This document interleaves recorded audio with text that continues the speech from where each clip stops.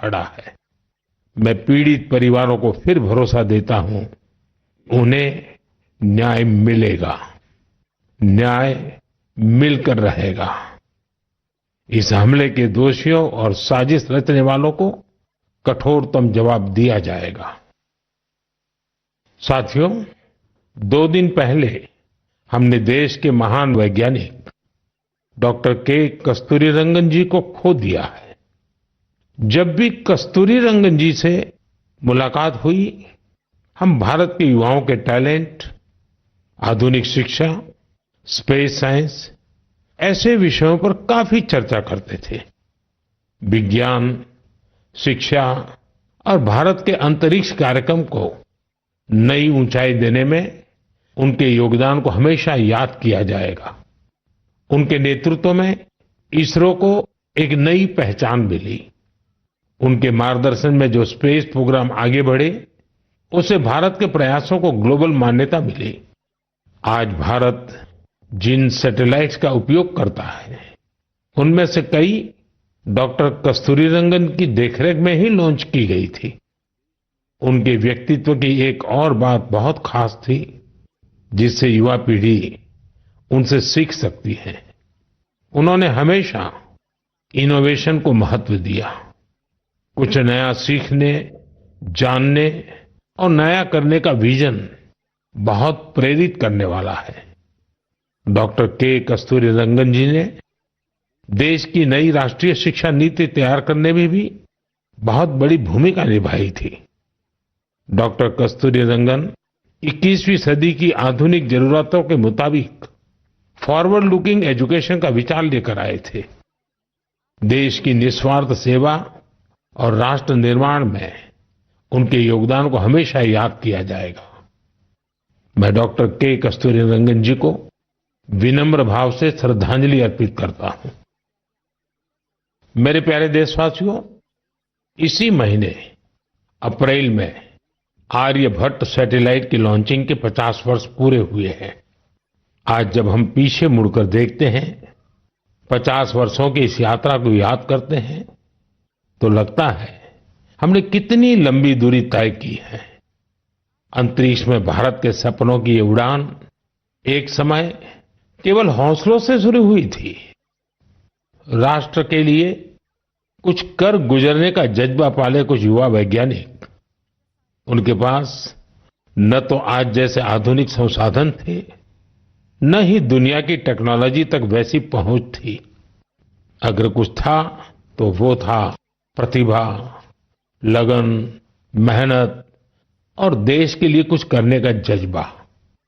बैलगाड़ियों और साइकिलों पर क्रिटिकल इक्विपमेंट को खुद लेकर जाते हमारे वैज्ञानिकों की तस्वीरों को आपने भी देखा होगा। उसी लगन और राष्ट्र सेवा की भावना का नतीजा है कि आज इतना कुछ बदल गया है। आज भारत एक ग्लोबल स्पेस पावर बन चुका है। हमने एक साथ 104 सैटेलाइट का लॉन्च करके रिकॉर्ड बनाया है। हम चंद्रमा के साउथ पोल पर पहुंचने वाले पहले देश बने हैं। भारत ने मार्स ऑर्बिटर मिशन लॉन्च किया है और हम आदित्य L1 मिशन के जरिए सूरज के काफी करीब तक पहुंचे हैं। आज भारत पूरी दुनिया में सबसे ज्यादा कॉस्ट इफेक्टिव लेकिन सक्सेसफुल स्पेस प्रोग्राम का नेतृत्व कर रहा है। दुनिया के कई देश अपनी सैटेलाइट्स और स्पेस मिशन के लिए इसरो की मदद लेते हैं। साथियों, हम जब इसरो द्वारा किसी सैटेलाइट का लॉन्च देखते हैं तो हम गर्व से भर जाते हैं।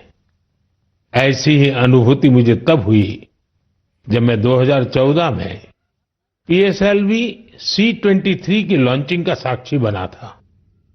2019 में चंद्रयान-2 की लैंडिंग के दौरान भी मैं बेंगलुरु के इसरो सेंटर में मौजूद था।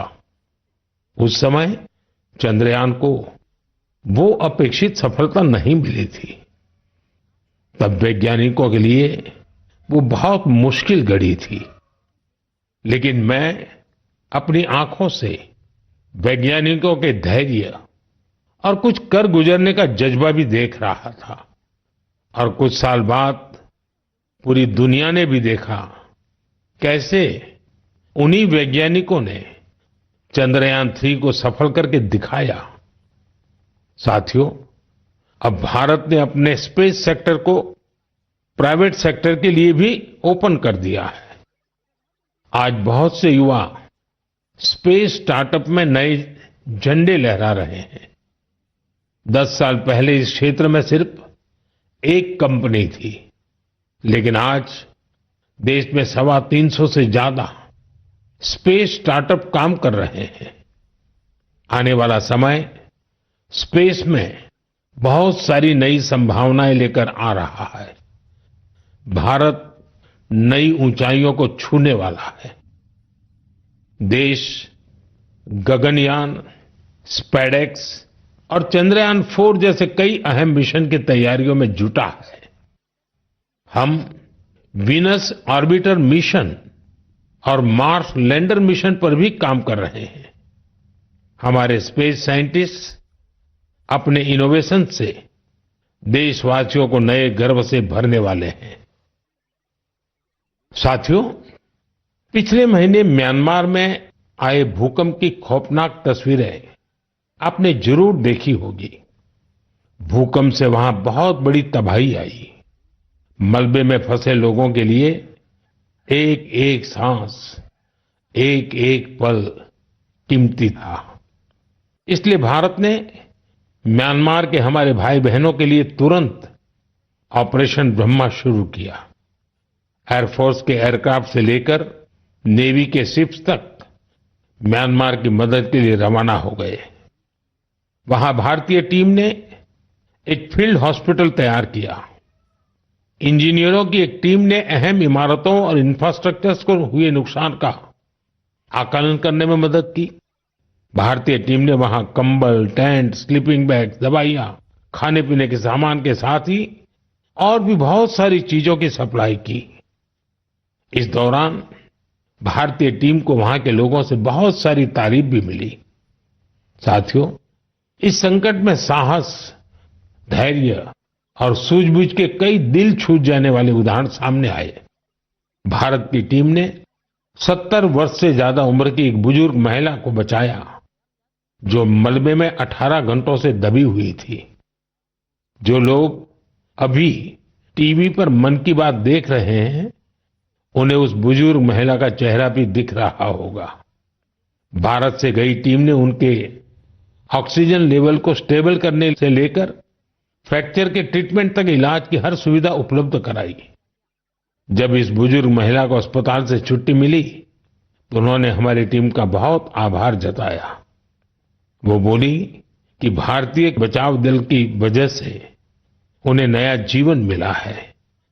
बहुत से लोगों ने हमारी टीम को बताया कि उनकी वजह से वो अपने दोस्तों और रिश्तेदारों को ढूंढ पाए।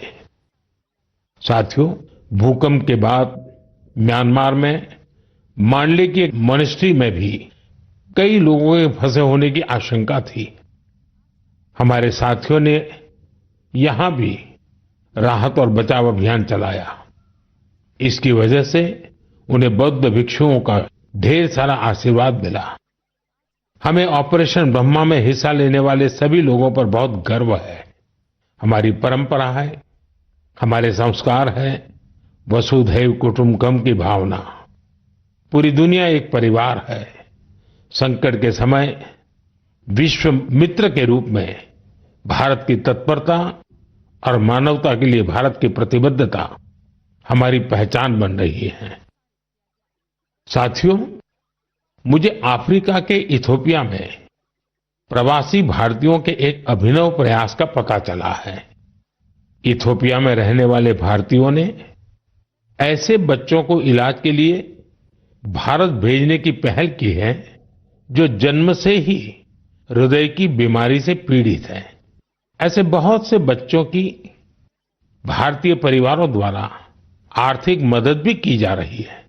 अगर किसी बच्चे का परिवार पैसे की वजह से भारत आने में असमर्थ है, तो इसका भी इंतजाम हमारे भारतीय भाई बहन कर रहे हैं।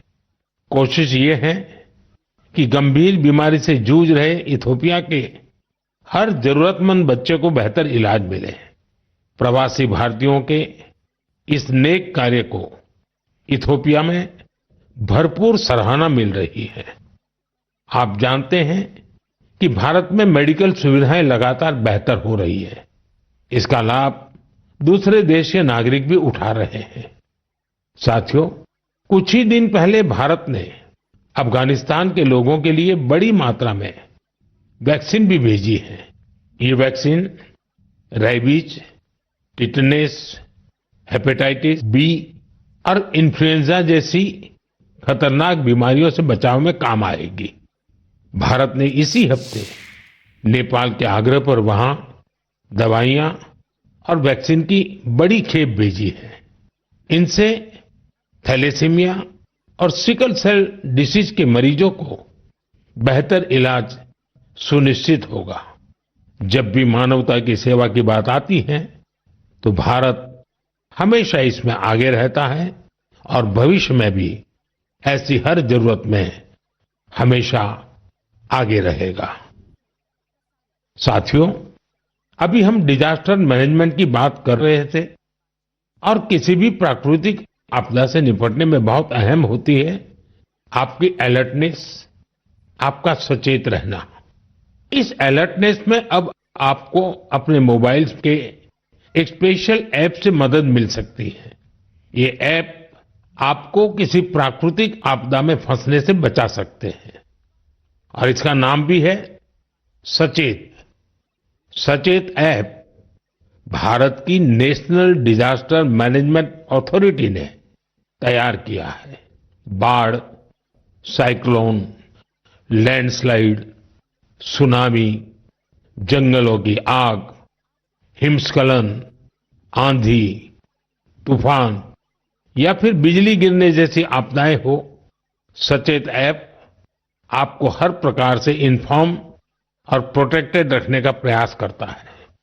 इस ऐप के माध्यम से आप मौसम विभाग से जुड़े अपडेट्स प्राप्त कर सकते हैं। खास बात यह है कि सचेत ऐप क्षेत्रीय भाषाओं में भी कई सारी जानकारियां उपलब्ध कराता है। इस ऐप का आप भी फायदा उठाएं और अपने अनुभव हमसे जरूर साझा करें। मेरे प्यारे देशवासियों, आज हम पूरी दुनिया में भारत के टैलेंट की तारीफ होते देखते हैं। भारत के युवाओं ने भारत के प्रति दुनिया का नजरिया बदल दिया है और किसी भी देश के युवा की रुचि किस तरफ है, किधर है, उससे पता चलता है कि देश का भविष्य कैसा होगा। आज भारत का युवा साइंस, टेक्नोलॉजी और इनोवेशन की ओर बढ़ रहा है। ऐसे इलाके जिनकी पहचान पहले पिछड़ेपन और दूसरे कारणों से होती थी, वहां भी युवाओं ने ऐसे उदाहरण प्रस्तुत किए हैं जो हमें नया विश्वास देते हैं। छत्तीसगढ़ के दंतेवाड़ा का विज्ञान केंद्र आजकल सबका ध्यान खींच रहा है। कुछ समय पहले तक दंतेवाड़ा का नाम केवल हिंसा और अशांति के लिए जाना जाता था, लेकिन अब वहां एक साइंस सेंटर बच्चों और उनके माता पिता के लिए उम्मीद की नई किरण बन गया है। इस साइंस सेंटर में जाना बच्चों को खूब पसंद आ रहा है। वे अब नई नई मशीनें बनाने से लेकर टेक्नोलॉजी का उपयोग करके नए प्रोडक्ट्स बनाना सीख रहे हैं। उन्हें 3D प्रिंटर्स और रोबोटिक कारों के साथ ही दूसरी इनोवेटिव चीजों के बारे में जानने का मौका मिला है। अभी कुछ समय पहले मैंने गुजरात साइंस सिटी में भी साइंस गैलरीज का उद्घाटन किया था। इन गैलरीज से ये झलक मिलती है कि आधुनिक विज्ञान का पोटेंशियल क्या है, विज्ञान हमारे लिए कितना कुछ कर सकता है। मुझे जानकारी मिली है कि इन गैलरीज को लेकर वहां बच्चों में बहुत उत्साह है। साइंस और इनोवेशन के प्रति ये बढ़ता आकर्षण जरूर भारत को नई ऊंचाई पर ले जाएगा। मेरे प्यारे देशवासियों, हमारे देश की सबसे बड़ी ताकत हमारे 140 करोड़ नागरिक हैं। उनका सामर्थ्य है, उनकी इच्छा शक्ति है। और जब करोड़ों लोग एक साथ किसी अभियान से जुड़ जाते हैं तो उसका प्रभाव बहुत बड़ा होता है। इसका एक उदाहरण है एक पेड़ मां के नाम। ये अभियान उस मां के नाम है जिसने हमें जन्म दिया, और ये उस धरती मां के लिए भी है जो हमें अपनी गोद में धारण किए रहती है। साथियों, 5 जून को विश्व पर्यावरण दिवस पर इस अभियान के 1 साल पूरे हो रहे हैं। इस 1 साल में इस अभियान के तहत देश भर में मां के नाम पर 140 करोड़ से ज्यादा पेड़ लगाए गए हैं। भारत की इस पहल को देखते हुए देश के बाहर भी लोगों ने अपनी मां के नाम पर पेड़ लगाए हैं। आप भी इस अभियान का हिस्सा बने ताकि 1 साल पूरा होने पर अपनी भागीदारी पर आप गर्व कर सकें। साथियों, पेड़ों से शीतलता मिलती है, पेड़ों की छांव में गर्मी से राहत मिलती है, ये हम सब जानते हैं। लेकिन बीते दिनों मैंने इसी से जुड़ी एक और ऐसी खबर देखी जिसने मेरा ध्यान खींचा। गुजरात के अहमदाबाद शहर में पिछले कुछ वर्षों में 70 लाख से ज्यादा पेड़ लगाए गए हैं। इन पेड़ों ने अहमदाबाद में ग्रीन एरिया काफी बढ़ा दिया है।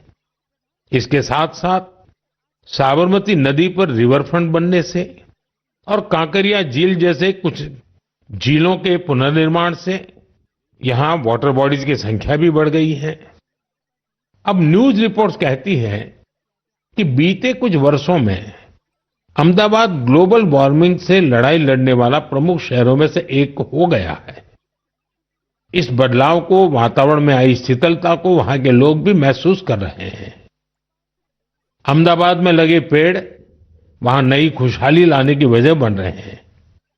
मेरा आप सबसे फिर आग्रह है कि धरती की सेहत ठीक रखने के लिए, क्लाइमेट चेंज की चुनौतियों से निपटने के लिए और अपने बच्चों का भविष्य सुरक्षित करने के लिए पेड़ जरूर लगाएं।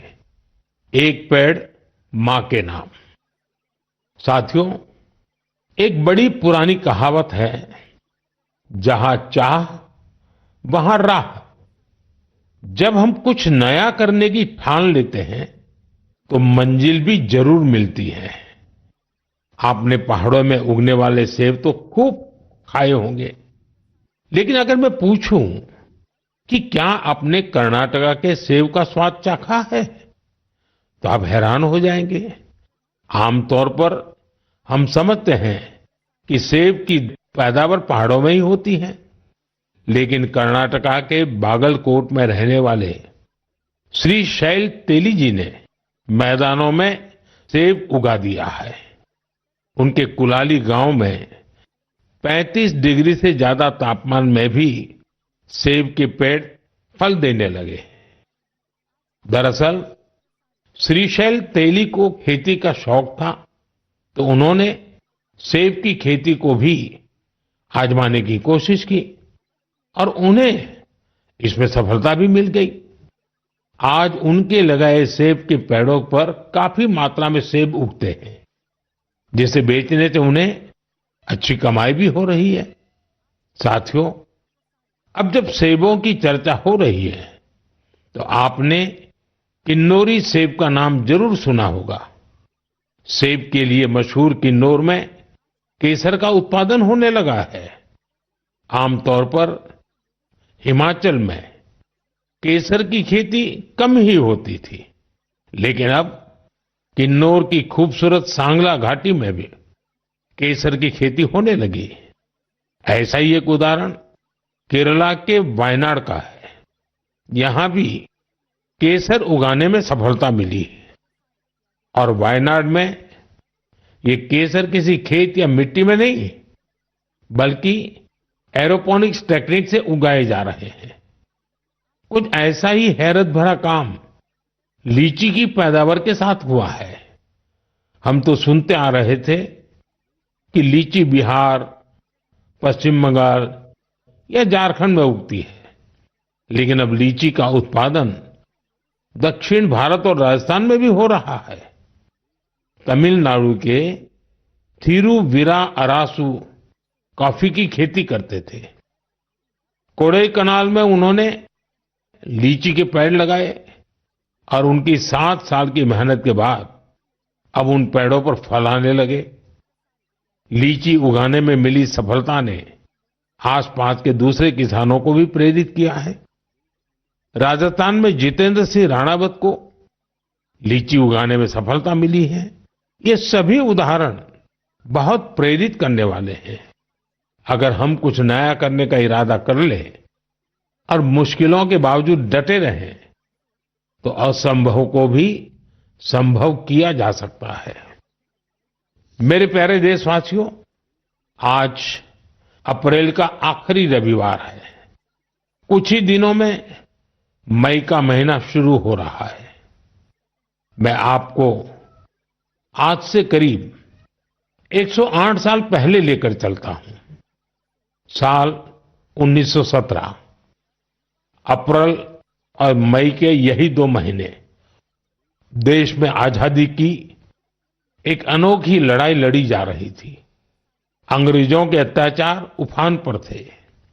गरीबों, वंचितों और किसानों का शोषण अमानवीय स्तर को भी पार कर चुका था।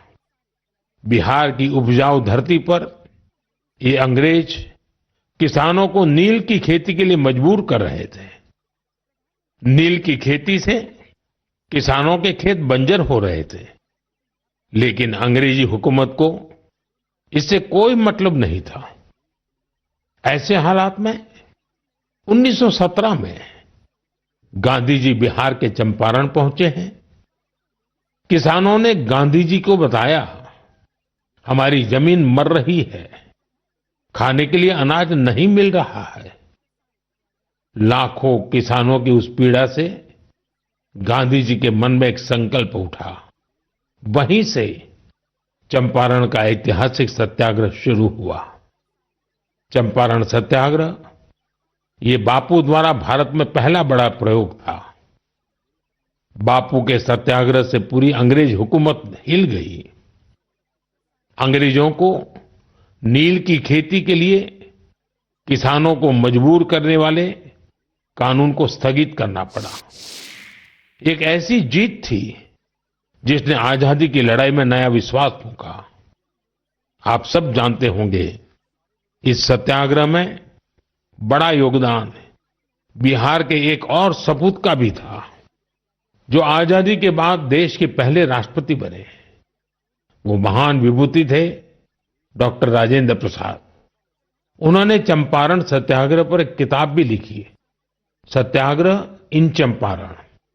ये किताब हर युवा को पढ़नी चाहिए। भाइयों बहनों, अप्रैल में ही स्वतंत्रता संग्राम की लड़ाई के कई और अमिट अध्याय जुड़े हुए हैं। अप्रैल की 6 तारीख को ही गांधी जी की दांडी यात्रा संपन्न हुई थी। 12 मार्च से शुरू होकर 24 दिनों तक चली इस यात्रा ने अंग्रेजों को झकझोर कर रख दिया था। अप्रैल में ही जलियांवाला बाग नरसंहार हुआ था। पंजाब की धरती पर इस रक्त रंजित इतिहास के निशान आज भी मौजूद है। साथियों, कुछ ही दिनों में 10 मई को प्रथम स्वतंत्रता संग्राम की वर्षगांठ भी आने वाली है। आजादी की उस पहली लड़ाई में जो चिंगारी उठी थी, वो आगे चलकर लाखों सेनानियों के लिए मशाल बन गई। अभी 26 अप्रैल को हमने 1857 की क्रांति के महान नायक बाबू वीर कुंवर सिंह जी की पुण्यतिथि भी मनाई है। बिहार के इन महान सेनानी से पूरे देश को प्रेरणा मिलती है। हमें ऐसे ही लाखों स्वतंत्रता सेनानियों की अमर प्रेरणाओं को जीवित रखना है। हमें उनसे जो ऊर्जा मिलती है, वो अमृतकाल के हमारे संकल्पों को नई मजबूती देती है। साथियों, मन की बात की इस लंबी यात्रा में आपने इस कार्यक्रम के साथ एक आत्मीय रिश्ता बना लिया है। देशवासी जो उपलब्धियां दूसरों से साझा करना चाहते हैं, उसे मन की बात के माध्यम से लोगों तक पहुंचाते हैं। अगले महीने हम फिर मिलकर देश की विविधताओं, गौरवशाली परंपराओं और नई उपलब्धियों की बात करेंगे। हम ऐसे लोगों के बारे में जानेंगे जो अपने समर्पण और सेवा भावना से समाज में बदलाव ला रहे हैं। हमेशा की तरह आप हमें अपने विचार और सुझाव भेजते रहिए। धन्यवाद। नमस्कार।